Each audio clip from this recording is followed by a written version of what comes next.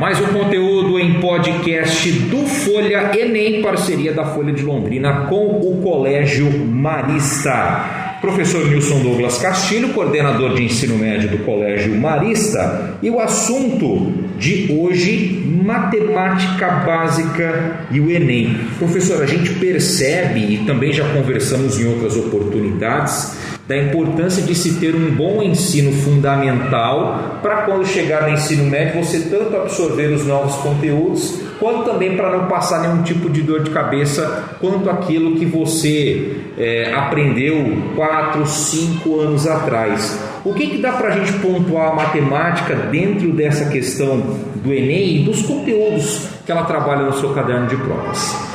Tem muita gente que acha que português e matemática não tem nada a ver, mas a base do conhecimento, até quando os filósofos vão falar de construção de conhecimento, eles falam que a gente podia dividir as áreas em matemáticas e gramáticas, porque elas são duas linguagens que permeiam todas as outras áreas. Essa que é a grande questão. Então, quando você fala de matemática básica, você fala de trazer uma linguagem que quantifica o mundo, e que além de quantificar o mundo, ele dá para você muitas estratégias para você colocar no papel, ou até pensando no dia a dia, para poder resolver situações, problemas muito básicas, até muitas outras que são de níveis muito maiores. Então vai desde você resolver uma questão dentro de sala de aula a criar um grande projeto arquitetônico. Isso tudo envolve a matemática. Mas quando a gente fala de matemática básica, existe aquilo que é suporte para qualquer coisa que vai ver dentro da matemática. Então você pode pegar desde as operações mentais básicas, então somar, dividir, multiplicar, subtrair, e pode parecer muito bobo, mas muitos dos alunos têm dificuldade com isso ao longo da vida. Ainda mais agora que a gente entrou num meio que facilita muito o uso da tecnologia. Se a gente colocar hoje dentro de uma sala de aula para fazer uma conta de divisão, numa sala de aula sem acesso a uma calculadora, que tem ali um divisor e um dividendo com mais de 3 dígitos, vai dar problema. É impressionante. Com vírgula, número decimal. Então é importante que os alunos eles tenham a ideia de que essa matemática básica, ela não é só para a matemática por si só. Ela vai acompanhar ao longo da vida. Até quem faz letras tem que ter algumas noções da matemática para poder compreender quando você trabalha com a probabilidade de formar frases dentro da língua portuguesa. Então a matemática, esse básico, ela acompanha o aluno ao longo da vida dele toda. E quando a gente fala, por exemplo, que o Enem está abordando questões que estão ao nosso redor, às vezes a gente pode nem tomar dimensão do quanto que a gente utiliza a matemática nessas coisas ao redor do dia a dia mesmo. Exato. E o grande problema dos alunos em química e física, e até na biologia algumas vezes, é a matemática. Não é necessariamente uma concepção desses componentes, mas é por falta de ter um conceito básico da matemática. Então havia alunos que eu já vi situações em que eles não se ligavam que ali com frações eles precisavam fazer multiplicação cruzada. Simples. E coisa que deveria ser óbvio para eles, mas eles não enxergavam essa possibilidade. Alunos que não conseguiam fazer ali uma conta porque tinham que saber o que era o mínimo múltiplo comum. Não sabem fazê-lo. Então são questões muito básicas que se vêm desde 4º, 5º ano do ensino fundamental e que quando chega no ensino médio, por falta de prática disso aí, ou até por acesso muito fácil à tecnologia, acaba se perdendo. Essa é a lacuna, professor, é a prática e a tecnologia ela acabou potencializando isso para um lado negativo? Sim, além da falta de hábito de estudo, que infelizmente é muito forte entre os alunos no nosso país, a tecnologia facilitou muito, então evita que você tenha que raciocinar tanto, tem que ter tanto cálculo. A matemática ela é uma ciência que permite que você construa vários caminhos para chegar a um produto, a um resultado. Hoje os alunos eles não conseguem chegar a um caminho básico, quanto mais encontrar caminhos diversos. Alunos que fazem isso são tratados como alunos fora da curva. Então é importante que a matemática ela seja muito levada em conta e trabalhada muito bem nas escolas. E existe uma lacuna muito grande quando eles chegam ali no fundamental, nos finais, de 6º ao 9º ano. Ali quando entra a álgebra, então, arrebenta com a vida deles. Mas isso porque tem muitas coisas lá atrás que ficaram a desejar. Então é importante que os alunos tenham ciência dessa questão toda, do quanto eles precisam investir na matemática básica para poder se dar bem na prova de ciências da natureza e na própria prova de matemática. E na prova de matemática, por exemplo, nós temos também muitos gráficos, nós temos também muitas imagens que representam ali toda aquela questão que o enunciado quer trazer. Se existe dificuldade também nessa percepção dessa linguagem não verbal, por exemplo, o que expõe também aquela lacuna no sentido também da interpretação dessas imagens?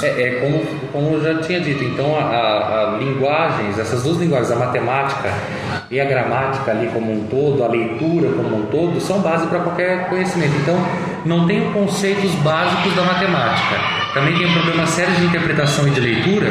Automaticamente isso vai aparecer numa questão que trabalhe com diversos recursos, com gráfico, com imagem.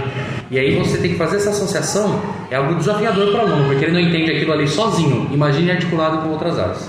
Então a questão que pode ser mais facilitada pela imagem, ela acaba dificultando, na verdade. Com certeza, porque daí gera mais informação que não consegue ser gerenciada.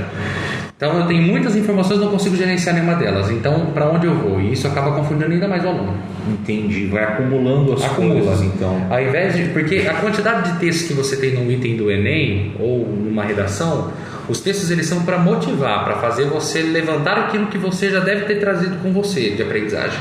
Ele não vai trazer uma resposta necessariamente. Quando você não traz essa aprendizagem efetiva, você vai ter um acúmulo de informações com as quais você não vai saber lidar. Não consegue gerenciar isso, tem um problema sério.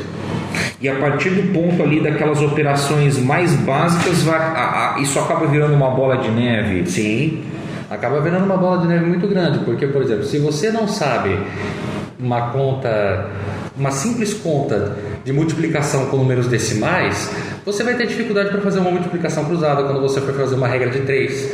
Quando você tiver que trabalhar com logaritmo, potenciação, não sabe multiplicação, você não vai sair do lugar.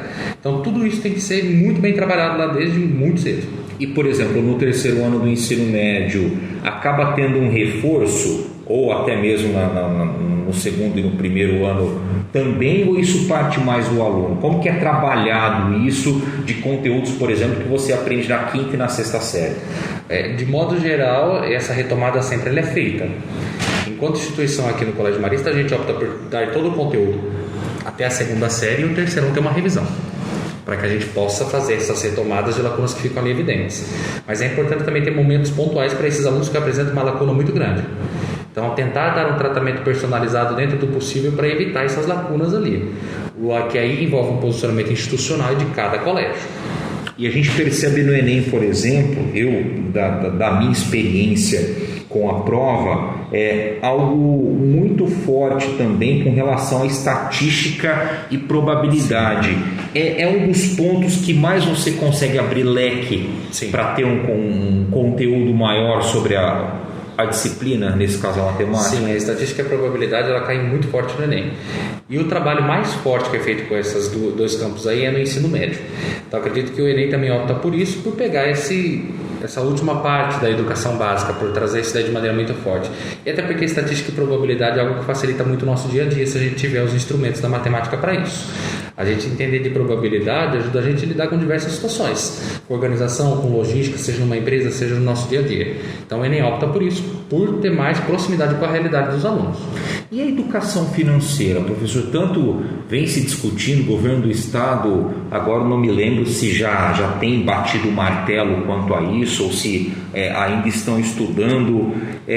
Isso pode ser uma tendência para o Enem também, e sobre as mudanças que a gente também já conversou em outras vezes, do formato da prova, do Enem seriado, do novo ensino médio. Você acredita que a educação financeira vai vir muito forte em cima disso? Tem uma tendência muito forte a matemática financeira fazer parte do currículo oficial.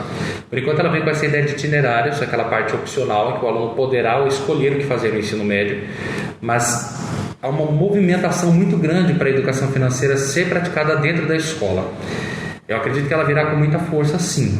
Mas enquanto ela não for institucionalizada e fizer parte daquele currículo que é obrigatório para todos, é difícil que caia dentro de uma prova. Ela pode ser uma opção, se houver aquela possibilidade de escolha dentro do Enem, como também pode ser obrigatória se ela fizer parte daquela formação geral básica que é essencial e que daí toda e qualquer prova que vá avaliar um aluno saindo do ensino médio deve ter. A médio e longo prazo, então, não deve ser? A médio e longo prazo não deve ser agora, porque agora é que o novo ensino médio começa a rodar a partir de 2022 e com isso percebe-se quais itinerários vão criar mais força ali. Pode ser que a educação financeira também seja só uma moda do momento. Então é preciso ver qual a efetividade que isso aí vai ter. Então uma escola se deu bem porque fez educação financeira, agora todo mundo hoje fala que quer colocar matemática financeira. Então é importante ver se não é mais uma moda educacional do que uma necessidade realmente. E você, pelo seu conhecimento quanto a isso, pela sua pesquisa quanto à educação financeira e tudo mais, você acredita que pode ser uma maneira alternativa de resgatar essa matemática básica? Pode ser sim. Tudo vai depender do perfil do professor que vai trabalhar com isso. Se ele trabalhar essa matemática financeira sem fazer as contextualizações e as relações que precisam ser feitas, ela não vai ajudar em nada. Então vai depender muito do perfil com qual o aluno vai lidar de professor, da mediação que vai ser feita, o material com o qual ele vai entrar em contato. Mas a matemática financeira permite muitas dessas questões básicas da matemática sejam retomadas dentro de sala de aula, sim. Faltam essas aplicações no dia a dia? Faltam sim, até porque nós temos um currículo dentro de matemática com questões que nem sempre eram aplicáveis no dia a dia. Então faltam sim. Porque assim, estatística e probabilidade, como você disse, em muitas empresas, toda essa questão de logística e tudo mais, você consegue aplicar. Agora talvez uma aritmética, uma geometria, a própria álgebra aqui com as suas equações, talvez o aluno sinta essa falta de uma aplicação no cotidiano, sim, pelo menos de uma maneira mais concreta, para poder ter esse raciocínio. Sim, principalmente a álgebra, né? Na geometria ele já consegue enxergar algumas questões, mas a álgebra, como é algo muito abstrato, quanto mais abstrato é um conteúdo dentro de um componente, maior dificuldade o aluno consegue ter de aplicabilidade dele no dia a dia. Então é importante trazer essa aproximação. É muito importante que essa aproximação aconteça, para que a matemática também se torne interessante. Complemento, professor? Eu acho que a matemática ela sempre foi um inimigo de muita gente. Ela não deve ser encarada como esse inimigo. Se ela estiver bem dominada pelo aluno, ela pode ajudar muito em qualquer desafio que ele tenha. Como eu falei, qualquer prova de ciências da natureza, os problemas giram em torno de falta de matemática, não necessariamente pelos componentes. Então, o aluno precisa investir na matemática para que ele possa se dar bem em todas as provas que ele vai fazer pela frente. Muito bem, a gente conversou novamente com o professor Nilson Douglas Castilho pelo Folha Enem. Na semana que vem, mais conteúdo exclusivo para você que nos acompanha. Um grande abraço e até a próxima.